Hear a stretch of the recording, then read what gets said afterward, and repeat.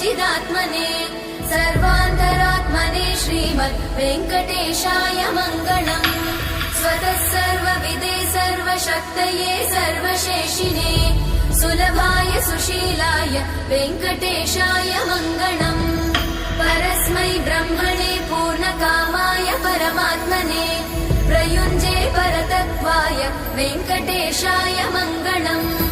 आकालतत्त्वमशान्तमात्मनामनुपश्यताम् अतृप्त्यमृतरूपाय वेङ्कटेशाय मङ्गलम्।